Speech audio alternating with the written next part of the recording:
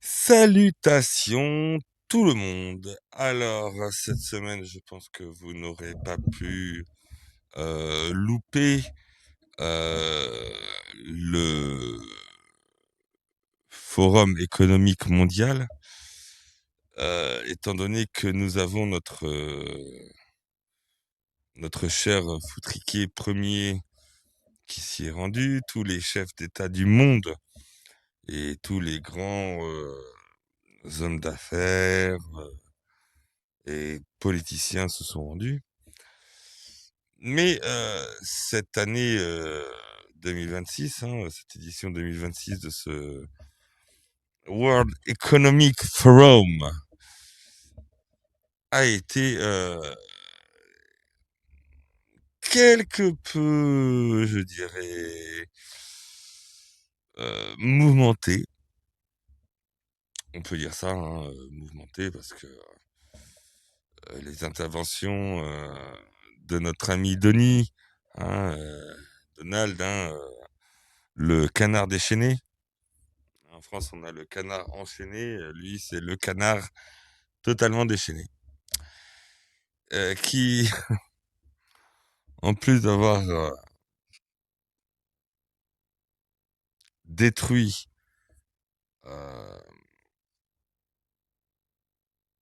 au niveau crédibilité, prestance, Emmanuel Macron, il a fait beaucoup d'autres choses, le canard déchaîné. Donc, on va regarder déjà comment ça a commencé. Alors, il faut savoir que au début de la semaine, il avait annoncé que à Davos, forum de Davos, il allait annoncer la création du Bureau de la paix, Board of Peace. Et là, donc, c'est la première vidéo que l'on a de Donald Trump sur la semaine et à qui on annonce que Emmanuel Macron rejette l'invitation et la participation au Bureau de la paix. On regarde ça ensemble parce que c'est, je pense, le point de départ de tout ce qui s'est enchaîné cette semaine. Sincèrement, Macron, machin, truc bidule et tout. On va voir ça ensemble.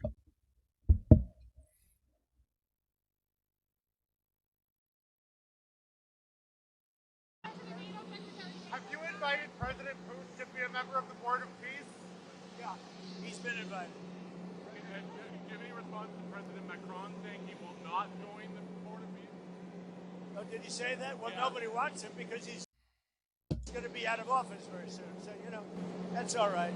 What I'll do is if they feel like Costo, I'll put a 200% tariff on his wines and champagnes, and he'll join. But he doesn't have to join. If he said that, you're probably giving it to me a little bit differently. But if he actually did say that, but as you know, he's going to be out of office in a few months. Did you invite Have you invited President Putin to be a member of the Board of Peace? Yeah, he's been invited. Do you have any response to President Macron saying he will not join the Board of Peace? Oh, did he say that? Well, Yeah. nobody wants him because he's... Donc en clair, là, on est juste avant que le canard déchaîné prenne l'avion pour Davos. Et on apprend donc que Donald Trump fait, à l'initiative, à ce moment-là, c'est il y a quelques jours quand même, c'était au début de la semaine, donc prend l'initiative de créer le Board of Peace. Alors, concernant le Board of Peace, comme vous pouvez le voir à l'écran, bon, vous avez les États-Unis, la Russie est intéressée, les pays qui ont déjà ratifié donc le Board of Peace. Donc il y a Israël, le Qatar, le Maroc, les Émirats, l'Arabie Saoudite, la Turquie, l'Albanie, l'Argentine, l'Arménie, l'Azerbaïdjan, le Bahreïn, la Biélorussie. Alors déjà, tu te dis Qatar, Turquie, bon. Ensuite, tu te dis, Azerbaïdjan, nous, ils nous font chier avec... oui, je sais plus, oui, je crois que c'est l'Azerbaïdjan, hein, avec la Nouvelle-Cale. La Biélorussie, bon. T'as la Bulgarie, l'Égypte, la Hongrie, l'Indonésie, la Jordanie, le Kazakhstan. Ok, bon, là, par contre, ça commence à poser problème. T'as le Kosovo qui ratifie l'accord, donc là, tu commences à te dire... hmm. Le Koweït, la Mongolie, bon, la Mongolie en même temps, c'est entre la Chine et la Russie. On se souvient de Gengis Khan, mais honnêtement, je suis pas sûr qu'aujourd'hui quelqu'un, du moins un jeune aujourd'hui, sortant du collège, sache vous situer la Mongolie sur une carte. Bref. Alors là, ça pose encore plus de questions. Quand même, vous avez le Pakistan qui adhère à ce bureau pour la paix. Donc là, hmm, mais Pakistan, quoi. Enfin, Pakistan, quoi. C'est que les droits des individus au Pakistan sont extrêmement respectés. Bref, vous avez le Paraguay, l'Ouzbékistan et le Vietnam. Donc aujourd'hui, on en a une trentaine de pays qui ont déjà ratifié. À savoir que c'est quand même un bon businessman, hein, parce que pour avoir un siège décisionnaire permanent, faut payer 1 milliard de dollars. Voilà, c'est la petite contribution.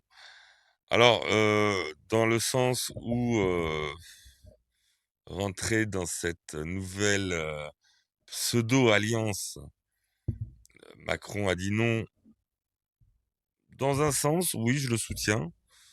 C'est rare hein, que vous m'entendrez soutenir Emmanuel Macron. Mais là, oui, parce que pour moi et pour beaucoup, hein, quand quand on y réfléchit un peu plus longuement, c'est un nouveau piège organisationnel. On a l'ONU, qui est l'Organisation des Nations Unies, qui nous impose des règles qu'on n'est même pas obligé de respecter, hein, mais qui nous impose des règles qui vont à l'encontre de notre intérêt, hein, de notre intérêt national. On a une autre organisation, hein, surtout nous les Français, ça s'appelle l'Union européenne, qui est une organisation qui, elle aussi, euh, et on a pu le voir récemment, va totalement à l'encontre des intérêts des peuples européens. Donc, adhérer à cette nouvelle organisation, je dirais non, je suis pas pour. Moi, honnêtement, alors, ce n'est que mon avis hein, que je partage. Moi, je serais pour sortir de toutes les organisations internationales. Voilà. De l'ONU à l'OTAN, en passant par l'Union européenne, je suis pour sortir de toutes ces organisations à la con. Organisation du commerce, Organisation mondiale de la santé, l'OMS. On sort de toutes ces merdes. Nous sommes, nous Français, on a cette chance, on a encore cette, quand même, cette fierté du passé. On est à l'origine de la médecine moderne hein, avec Pasteur. On est à l'origine de l'automobile. On est à l'origine de l'aviation moderne. On est à l'origine du chemin de fer moderne. On est à l'origine du monde moderne occidental. Nous sommes, nous Français, la France, à l'époque des Lumières, nous sommes la flamme originelle de ce que va devenir, en bien ou en mal, hein, le monde occidental. Depuis la Révolution, les Lumières. Surtout depuis les Lumières. Ah, je suis désolé. J'espère que pour vous, ça n'a pas coupé. Moi, j'avais pas assez touché la souris. Et Et aujourd'hui, je nous vois dans cette situation complètement aberrante d'un pays qui a été et qui a le potentiel, vraiment le potentiel de devenir et de redevenir le plus grand pays du monde. Pas par la force, hein, pas par la guerre ou par l'affrontement, bien au contraire, par les idées que nous portons. Vous savez, vous savez, je dis ça. Personnellement, je considère tout ce qui est peuple anglo-saxon, germanique, comme étant des mercantiles. Voilà, c'est dans leur culture, hein, depuis le XVIe siècle, avec l'arrivée du protestantisme. Voilà, ce sont des mercantiles, ce sont des businessmen. C'est pas un reproche. Il en faut. Il faut de tout. Mais il faut des businessmen. Trump, par exemple, est pour moi le parfait exemple du businessman. Mais nous, Français, nous ne sommes pas des businessmen. Pas de base. Nous sommes des rêveurs. Nous sommes des créateurs. Nous sommes le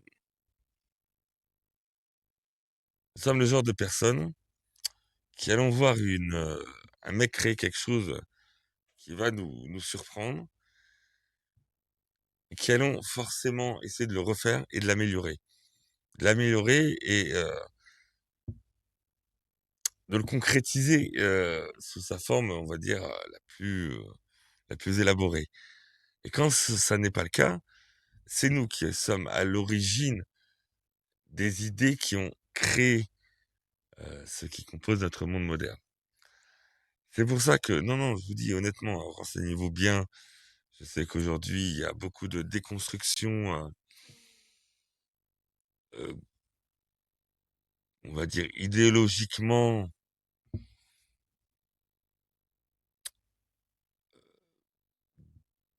le plus souvent de gauche. Hein. J'ai arrêté d'essayer de faire des simagrées, et le plus souvent de gauche, hein, même principalement de gauche, qui essaie de déconstruire ce que nous sommes. Renseignez-vous bien sur l'histoire de France. Vous verrez que on a un putain de sacré peuple, hein, les mecs. Donc, on a Donald Trump qui répond à Macron, qui annonce à ce moment-là qu'il ne ferait pas partie de ce Board of Peace, ce bureau de la paix. Et Trump qui nous dit, bon, c'est pas grave, je vous foutrai 200% de taxes, de droits de douane sur les vins et les spiritueux. Et il y a des erreurs. Alors, en fait, tout le séjour à Davos, hein, ça a été de l'humiliation totale de Donald Trump envers Emmanuel Macron. Je pense que vous avez tous vu toute la semaine tout ce qui s'est passé. Au départ, je voulais vous montrer quelques vidéos, mais vous voyez, en entamant le sujet, j'ai un peu dévié, j'avoue, et j'ai plus trop envie de vous montrer des vidéos. Même si, en fait, même si je le respecte parce que déjà c'est le président des États-Unis d'Amérique, hein, ce qui est quand même la première puissance au monde. Je sais qu'il se passe plein de choses là-bas, mais il faut savoir nuancer, il faut savoir prendre du recul. Mais malgré tout, le voir attaquer. Alors, vous me direz, hein, quand vous voyez Manu comme ça, hein, et alors, si, ça je vais vous le montrer, ça dure 11 secondes, vous allez voir. Sometimes it's too slow, for sure. And For sure, it needs to be reformed, for sure. for sure. But which is predictable, loyal. Sometimes it's too slow. For sure. Alors là, c'est en train de faire le tour du monde, hein, cette séquence. Macron qui, ben, comme vous l'avez entendu, hein, Trump l'a dit, hein, il joue le dur avec ses lunettes, mais il n'y a rien dans le pantalon, quoi, en clair. Alors, oui, je respecte Donald Trump. J'aimerais personnellement que l'on ait un équivalent en France, un, un chef d'État qui protège avant tout son pays, hein, parce qu'il est président, Donald Trump est président des États-Unis. Moi, j'en veux pas à Donald Trump de nous défoncer la gueule en droit de douane. J'en veux plutôt à nos politiques, soit de se coucher, soit de nous faire subir la répercussion, ce qui n'est pas la même chose. Je n'en veux absolument pas à Denis, hein, au canard déchaîné, de nous en foutre plein la gueule. La seule chose que j'aimerais, c'est que nous ayons un équivalent. Il nous en fout plein la gueule, on lui en fout plein la gueule. Et nous sommes français. Nous savons créer. On ne fait pas que récupérer, on crée. On crée réellement des choses. Et on a créé, en réalité, tout ce qui constitue le monde moderne occidental. Donc voilà, donc quand tu as d'un côté un Denis, un canard déchaîné qui défonce une caricature de Chips ou de Top Gun, bon, je suis triste. Ça me fait du mal, hein, honnêtement, hein. Je me dis, putain, on passe encore pour des glandus. Mais bon, que voulez-vous? Il va pas lâcher la présidence, hein. C'est un vrai parasite, hein, pire qu'un tic. Ça s'accroche. Et ça va continuer à nous en foutre plein la gueule jusqu'au dernier moment, hein, il nous l'a promis, hein, donc on va la voir. Alors ça, c'est à mon avis pour défouler un peu sa frustration de tout ce qui s'est pris dans la gueule par le canard déchaîné, hein, Denis.